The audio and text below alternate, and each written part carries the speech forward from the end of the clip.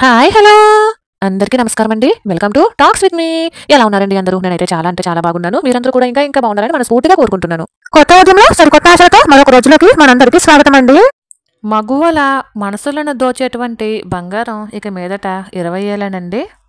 అప్పుడు మనం కేవలం 80,000కే బంగారపు వడ్డానం కూడా తీసుకోవచ్చు. అవునండి, ఇది నిజమే అనేసి అంటున్నారు. గవర్నమెంట్ బంగారం రేటు తులం బంగారం కేవలం 20,000 ఇప్పుడు దాని గురించి ఒకసారి మనం మాట్లాడుకుందాము. ఇది కేవలం తులం బంగారం రేటు మాత్రమేనండి.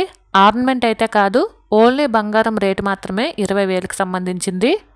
మళ్ళీ మనం ఏదైనా ఐటెం తీసుకుంటే సేమ్ మనం ఎలా అయితే 22 క్యారెట్లకి ఐటెం తీసుకుంటే మన తరుగు, మజూరి, కూలీ, అలాగే స్టోన్ వెయిట్ ఇలాంటివి ఎలా అయితే పడతాయో అవి యథావిధిగా పడతాయి అంటండి. ఓన్లీ గోల్డ్ రేటు వరకు 20,000 నుంచి 30,000 మధ్యలో ఉంటుంది అంటున్నారు. అది ఎంతవరకు కరెక్టు అనేది నేను తెలుసుకోవడానికి నాకు తెలిసినటువంటి 4-5 జ్యువెలరీ షాపులకు అయితే వెళ్ళడం జరిగిందండి. అక్కడ వాళ్ళు చెప్పడం దాని ప్రకారం అయితే ఈ సమాచారం కరెక్టే. కాకపోతే ఇప్పుడప్పుడే కాదు, ఇంకా ఇంప్లిమెంట్ జరగాలి అని చెప్పేసి అన్నారండి. దానికి 1 నెల 2 నెలల్లో పడుతుంది అని చెప్పేసి అన్నారు. అసలు 20,000కి ఎన్ని క్యారెక్టర్లు వస్తుంది, దానికి BIS హాల్మార్క్ వస్తుందా లేదా, గోల్డ్ లోన్ వస్తుందా లేదా అనేది కూడా ఈ వీడియోలో చూసేద్దాము. ముందైతే అసలు 20,000కి గోల్డ్ తీసుకురావడానికి కారణం ఏంటో ఒకసారి చూద్దామండి. ముఖ్యంగా కేంద్రము మధ్యతరగతి వాళ్ళ గురించి ఆలోచించి ఈ నిర్ణయం తీసుకుంది అని చెప్పేసి అంటున్నారండి. ఇంట్లో ఆడపిల్లలు ఉన్నప్పుడు మధ్యతరగతి వాళ్ళైనా బిలో మధ్యతరగతి వాళ్ళైనా సరే కనీసం ఒక చైన్ అయినా కొని పెళ్లికి గిఫ్ట్ కింద ఇవ్వాలి అనుకుంటారు. మధ్యతరగతి వాళ్ళకి బిలో మధ్యతరగతి వాళ్ళకి ఇప్పుడున్న రేటు ప్రకారం బంగారం కొనాలి అంటే చాలా పెనుభారం అవుతుంది. అలానే గొలుసు దొంగతనాలు కూడా ఎక్కువగా జరుగుతున్నాయి. క్రైమ్ రేట్ తగ్గించడానికి అని చెప్పేసి అంటున్నారు.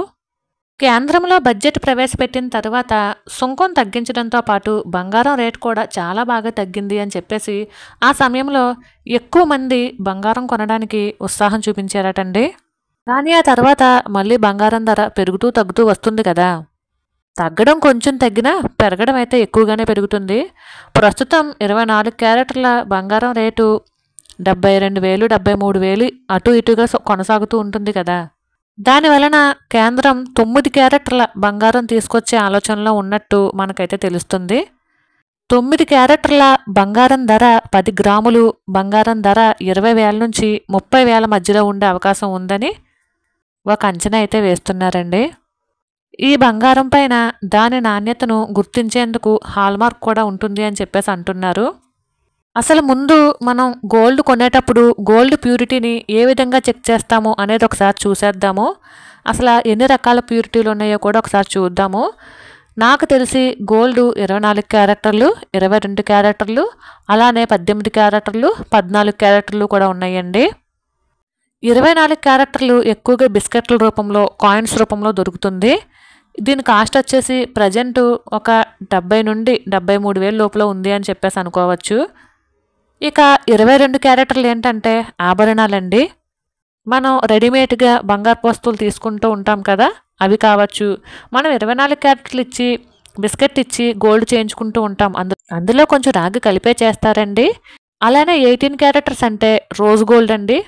అంటే ఎక్కువగా 18 క్యారెట్స్ రోజ్ గోల్డే వస్తుంది. చిన్నపిల్లలకి దిష్టి పూసల్లో కట్టడానికి కానీ, కాళ్ళకి పూసలు కట్టడానికి కానీ, చేతుల పూసలు కట్టడానికి కూడా ఎక్కువగా ఉపయోగిస్తున్నారు. అలానే డైమండ్ జ్యువెలరీలో 18 క్యారెట్స్ కానీ 14 క్యారెట్స్ కానీ డైమండ్ని పట్టి ఉంచేందుకు యూజ్ చేస్తూ ఉంటారటండి. ప్రస్తుతం 24 క్యారెట్ల గోల్డ్ వచ్చేసి ఒక 72,000 ఒక అంచనాగా వేసిన 10 గ్రాములండి. గ్రామ్ వచ్చి 7,200 అవుతుంది కదా.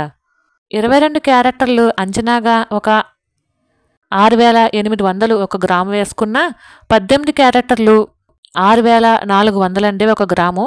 అలాగే 14 క్యారెక్టర్ ఒక 5,900 ఉజ్జాయింపుగా వేసుకోవచ్చండి ఒక గ్రాము వచ్చేసి. 14 క్యారెక్టర్ ఇక్కడ దొరుకుతుందో లేదో నాకు అయితే ఐడియా లేదు. దుబాయ్లో అయితే 14 క్యారెక్టర్ దొరుకుతుందండి. మా బంధువులు అప్పుడప్పుడు తెప్పించుకుంటూ ఉంటారు. 24 క్యారెట్లకి బ్యాంక్ లోన్ ఇస్తుందండి, కానీ బిస్కెట్లు కాయిన్స్ రూపంలో అయితే ఇవ్వదు. దానిని మనం ఏదో ఒకటి కనీసం ఒక చుట్ట కింద చుట్టూ అయినా సరే ఇవ్వాలి. 22 క్యారెట్లు అయితే బ్యాంకు గోల్డ్ లోన్ ఇస్తుందండి. అలాగే రోజ్ గోల్డ్ ఇవ్వదండి. 18 క్యారెట్స్ కూడా మనకి బ్యాంక్ లోన్ ఇవ్వదు. 14 క్యారెట్లకు కూడా గోల్డ్ లోన్ రాదండి. మరి ఇప్పుడు కేంద్రం ప్రవేశపెట్టే 9 క్యారెట్ల గోల్డ్ 2000 నుంచి 3000 వరకు గ్రామ్ ఉంటుంది కాబట్టి దీనికి కూడా రాదు అని చెప్పేసి అనుకుంటున్నాను. మరి వచ్చిద్దో లేదో నాకైతే డౌట్ అండి. మ్యాక్సిమం నేను రాదనే అనుకుంటున్నాను. BIS హాల్మార్క్ ఉన్నా సరే బ్యాంకులో లోన్ అయితే రాదు అనుకుంటున్నానండి. ఎందుకంటే 18 క్యారెట్స్కే లోను ఇవ్వట్లేదు కదా బ్యాంకులు. మరి 9 క్యారెట్స్కి కూడా రాదు అని చెప్పేసి నా అభిప్రాయం అండి. ఇక ఇది ఎక్కువగా ఎవరికి ఉపయోగపడుతుంది, ఎవరికి ఉపయోగపడదో కూడా ఒకసారి చూసేద్దాము. ఇది ఎక్కువగా తక్కువ వెయిట్లో రకరకాల డిజైన్స్ వేసుకుందాము అనుకునే వాళ్ళకి బాగా ఉపయోగపడుతుందండి. అలానే ప్రతిసారి కూడా ఈ డిజైన్ కాదు, వేరే డిజైన్ మార్చుకోవాలి, వేరే నగలు వేసుకోవాలి, రకరకాల మోడల్స్ వేసుకోవాలి అనుకునే వాళ్ళకి బాగా ఉపయోగపడుతుంది. అలానే ఎక్కువగా బయటికి వెళ్ళే లేడీస్కి అయితే బాగా ఉపయోగపడుతుందండి. ఎందుకంటే మనం తాళి చైన్ మామూలుగా అయితే ఒక 3 కాసుల్లో అలా వేసుకుంటాం కదా.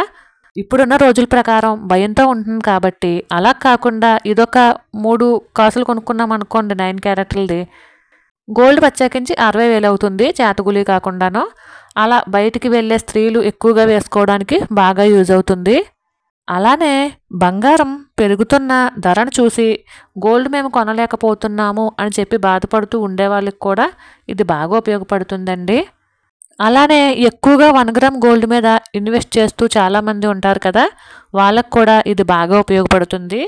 సిల్వర్ జ్యువెలరీ కూడా ఎక్కువగా వాడుతూ ఉంటారు కదా. ఈ రోజుల్లో ఏముందంటే గోల్డ్ మీద అంత పెట్టుబడి పెట్టలేక సిల్వర్ మీద కోటింగ్ వచ్చేసి ఉంటున్నాయి కదా, ఆ టైపు గోల్డ్ వస్తువులు తీసుకునే వాళ్ళకి కూడా బాగా ఉపయోగపడుతుంది.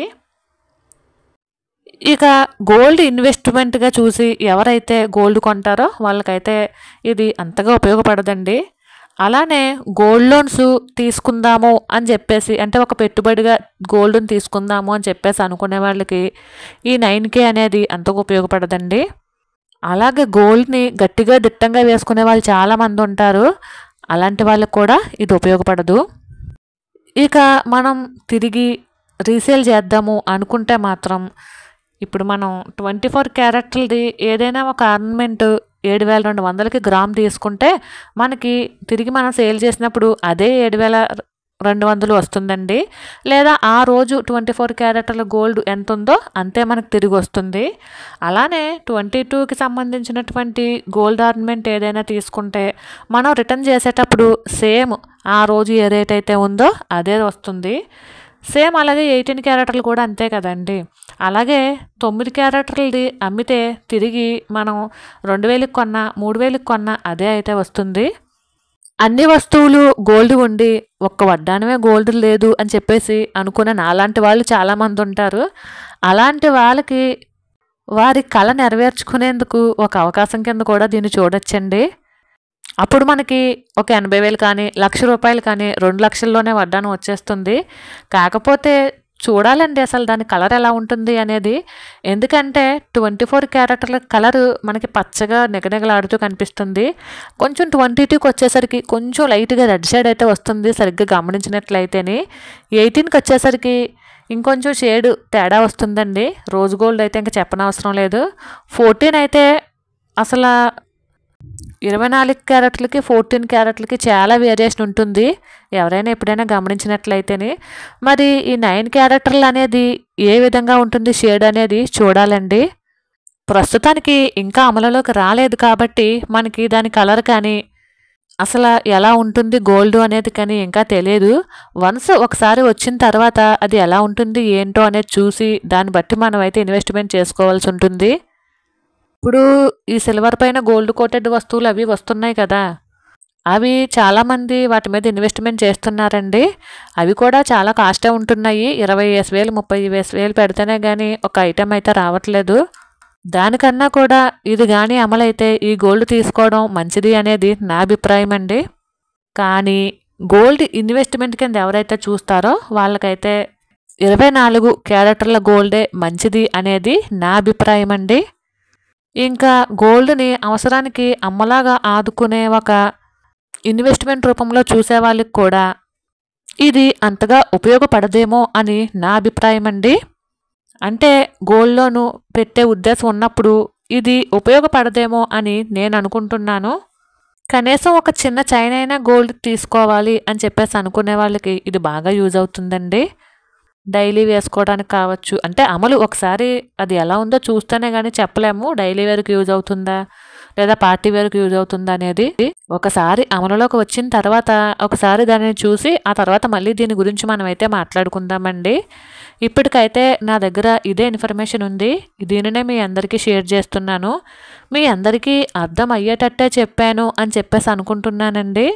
మరైతే ఇదేనండి ఇవాల్టి వీడియో. ఈ వీడియో కనుక మీ అందరికీ నచ్చినట్లయితే please like, share and subscribe. మరైతే ఉంటాను. Thank you for watching. Bye.